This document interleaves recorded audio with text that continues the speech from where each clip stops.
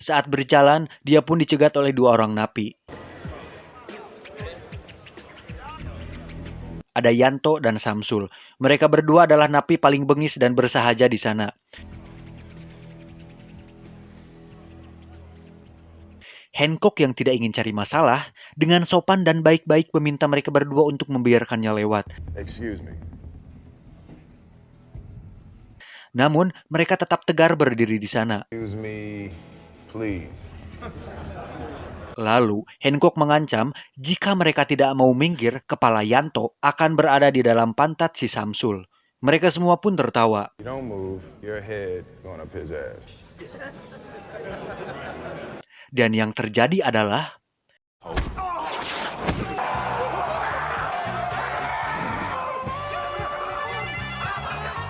karena kejadian tersebut, Hancock dituntut penambahan masa hukuman. Did you shove a man's head up another man's ass? Ray pun secara baik-baik meminta Hancock untuk sabar dan menjaga sikapnya. Ray yakin bahwa jika saatnya tiba, rakyat akan merindukan dan membutuhkan Hancock. Do not care. Di saat bersamaan, ternyata tingkat kriminalitas di kota New York semakin hari semakin meningkat. Faktanya, dengan tidak adanya Hancock, para penjahat di seluruh kota mulai berani muncul ke permukaan. Sejak saat itu, Ray pun rajin mengunjungi Hancock dan mengajarinya cara bersikap dan beretitut di depan masyarakat. Suatu hari, Mary dan Aaron mengunjunginya dan memberikannya sebuah mie ayam bakso. Mary pun berpesan kepada Hancock untuk jangan kecewakan Ray, karena Ray adalah seorang pria yang baik-baik. Ray is a good man. Whatever this is you're doing, don't let him down. Okay? Saat akan pulang, Aaron pun memberikan mainannya kepada Hancock sebagai rasa kagum kepada dirinya. Perlakuan tersebut akhirnya membuat hati Hancock tergugah dan lebih termotivasi untuk menjadi lebih baik.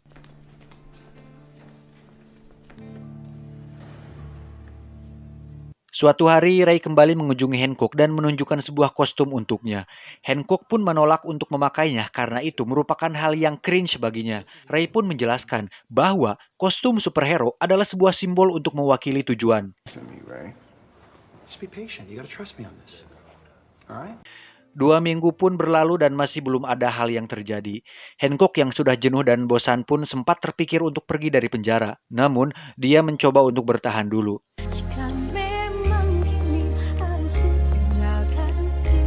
Suatu hari saat jam olahraga dan berada di lapangan penjara, Hancock melemparkan sebuah bola basket, tapi bolanya memantul keluar melewati pagar pembatas. Hancock pun terbang untuk mengambilnya. Pada titik ini, Hancock kembali sempat terpikir untuk pergi dari sana. Namun, dia memilih untuk bertahan. Dan pada akhirnya suatu hari Hancock mendapatkan sebuah panggilan telepon dari kepala polisi bahwa mereka membutuhkan bantuannya. Dirasa ini adalah momen yang tepat, Hancock pun mencukur brewoknya menggunakan kuku di jarinya sendiri, tanpa jilet, silet, pisau, apalagi beling pecahan kaca. Ternyata terjadi sebuah perampokan bank di mana para korban disandra dan dipasangi bom di tubuhnya, sehingga pihak kepolisian dan pasukan elit angkat tangan menanganinya.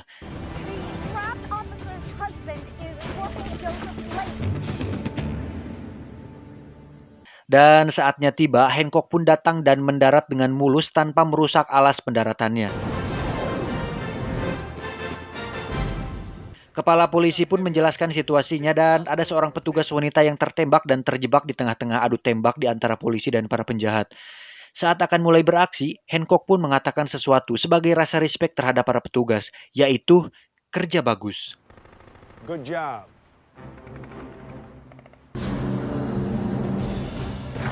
Di tengah peperangan dan peluru yang berseliweran, Hancock pun dengan santai berjalan menuju si petugas wanita.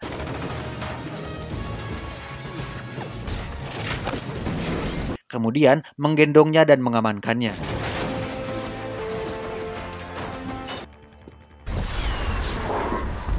Secure the perimeter. Para penjahat pun dibuat panik, satu persatu dari mereka pun menghilang dengan cepat menyisakan si ketua yang memegang pemicu bomnya.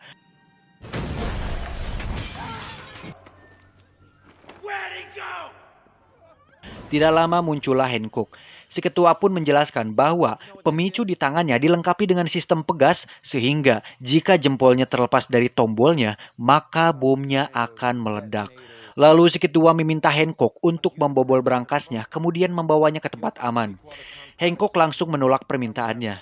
Karena kesal, si ketua pun mengatakan hal toksik yang sama kepada Hancock. I will blow up this entire building, you asshole. Kata itu sudah berulang kali didengarnya dan Hancock sangat tidak menyukainya. Saat si penjahat sedang berbicara, Hancock pun mengambil penutup lampu yang terbuat dari besi, kemudian meratakannya, lalu menajamkan bagian sisinya menggunakan kuku di jarinya. Wow! Kemudian, Hancock pun menantang si penjahat untuk mengatakan bagong untuk terakhir kalinya. Call me a asshole one more time. Dan saat akan mengatakannya, Hancock langsung melempar penutup lampu tersebut hingga pergelangan tangannya terpotong dan pemicu tersebut berhasil diamankan.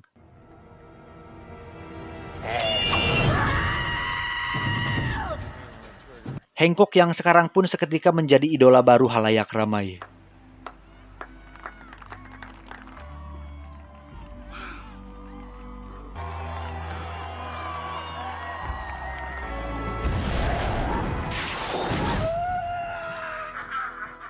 Singkat cerita diadakan suatu pesta, Ray, Mary, dan Hancock hadir di sana. Here we go. Hancock, beat this guy.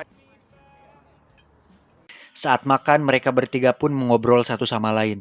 Ray pun bertanya tentang asal-asal Hancock yang tidak diketahui publik. Just tried to put a needle in my arm and it just broke against my skin and in my skull. Hancock pun mengungkapkan bahwa dia sendiri tidak mengetahui siapa jati dirinya yang sebenarnya. Yang diingatnya saat itu adalah bahwa dia tersadar sudah berada di sebuah rumah sakit umum dan para perawat memberikannya nama John Hancock. No, regular old Miami emergency room. Dan kejadian tersebut pun sudah terjadi 60 tahun yang lalu. Hancock sendiri mempertanyakan alasan kenapa itu terjadi, kesalahan seperti apa yang membuat dirinya tidak diakui oleh seorang pun di dunia ini. Mendengar hal itu, Mary pun terlihat meneteskan air mata dan itu menjadi tanda tanya besar. Singkat cerita, Ray pun diboyong oleh Hancock karena mabuk berat.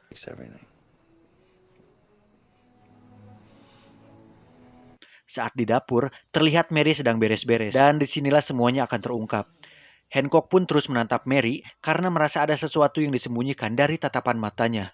Tak diduga, mereka pun bercipokan dengan sangat mesra dan basah.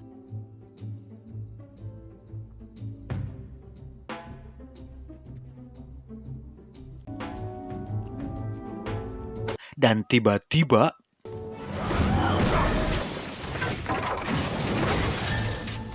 Mary ternyata memiliki kekuatan yang sama seperti Hancock. Hancock yang shock kemudian dihampiri oleh Mary, lalu mengatakan, "Jika Ray mengetahui siapa diriku, mampus lu." If Ray finds out about me, you're dead. Esok pagi, Ray pun dikagetkan saat melihat dinding rumahnya sudah hancur. Mary mengatakan jika semalam Hancock tidak sengaja bersin dan menyebabkan temboknya hancur. Oh, sweetheart, can you get that? Strong man. I got it. Tak lama, Hancock pun datang dan meminta Mary untuk mengatakan kebenarannya. Much more of your sneezing. Yeah, sometimes. Melbourne. Mike? Well,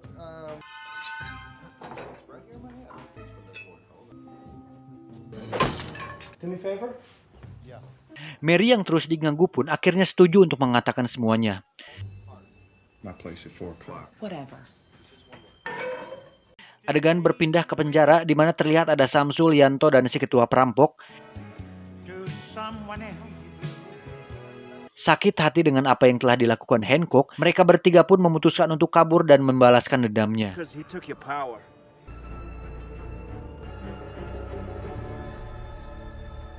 Di sisi lain, Mary pun tiba di kediaman Hancock.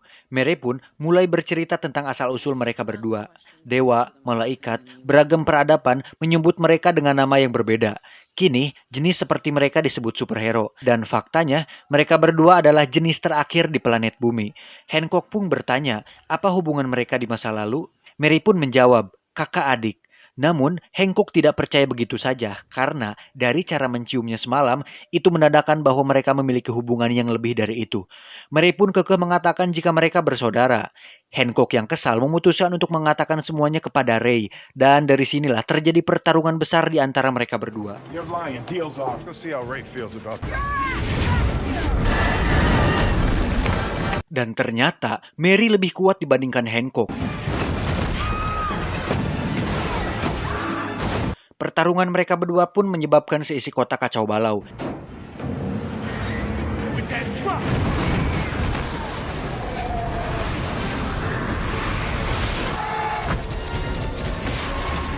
Kantor gedung tempat Ray sedang rapat pun dibuat hancur.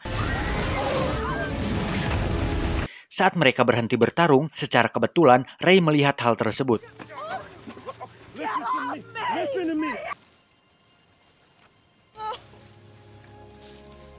Singkat cerita, mereka bertiga pun berdiskusi, dan Mary pun akhirnya mengatakan kebenarannya bahwa dulunya Hancock adalah suaminya. Faktanya, saat mereka selalu bersama, disitulah kelemahannya. Karena saat berada dalam jarak dekat, kekuatan mereka berdua pun akan melemah dan hilang.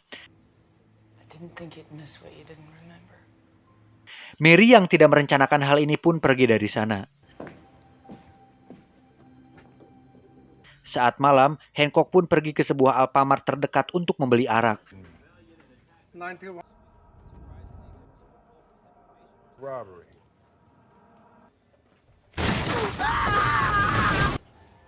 What? Tak diduga, terjadi sebuah insiden di mana Hancock tertembak dan kulitnya tertembus peluru untuk pertama kalinya saat melawan para perampok di sana. Hancock pun dilarikan ke rumah sakit. Saat terbaring di rumah sakit, Mary pun mendatanginya dan menceritakan semua alur ceritanya lebih lengkap. Bahwa dahulu pada tahun 4 sebelum Masehi, mereka sempat diserang dan menyebabkan luka di bahu Hancock. Tahun 1850, rumah mereka dibakar dan meninggalkan bekas luka bakar di lengan kiri Hancock. 60 tahun yang lalu, saat mereka akan pergi ke bioskop, tiba-tiba ada segerombolan penjahat yang memukul kepala Hancock hingga tak sadarkan diri dan mengakibatkan Hancock mengalami amnesia. Hancock dilarikan ke rumah sakit dan dia tidak mengenal Mary sama sekali. Disitulah Mary memutuskan untuk pergi.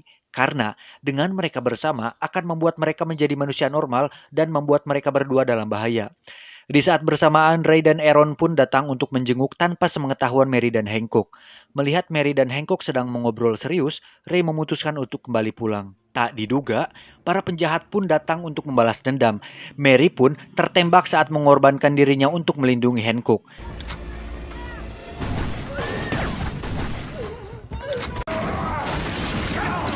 Dari situ Hancock pun bangun dan dengan sedikit kemampuan yang ada, Hancock akhirnya bisa menghabisi para penjahat tersebut. Melihat Mary sedang sekarat, Hancock pun memutuskan untuk pergi menjauh dengan melompat dari atas gedung.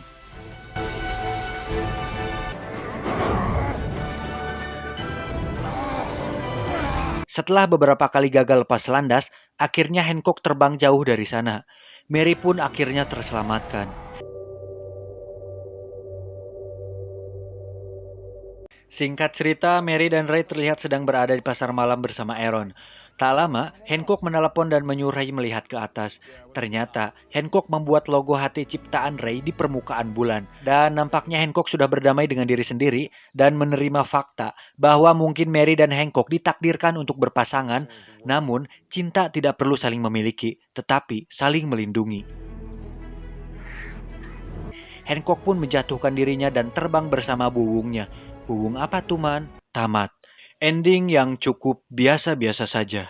Alur cerita sangat normal dan ringan, akting para pemain juga terbilang cukup biasa saja. CGI oke lah, emosi yang dirasakan menonton lumayan ada. Secara keseluruhan film ini cocok untuk ditonton bersama keluarga, asal bagian-bagian atau part-part pengencrotannya dikamui dan sebenarnya cuma ada satu doang sih adegan pengencrotannya saat mereka sedang cipokan.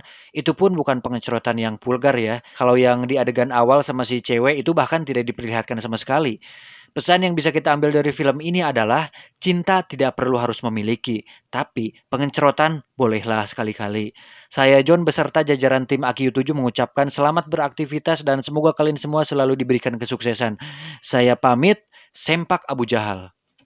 Ye, 500.000 subscriber. Ye, 500.000 subscriber. Ya, aku senang sekali. Mungkin habis ini aku akan merayakannya dengan ngaliwat bersama teman-teman, Yanto dan Samsul.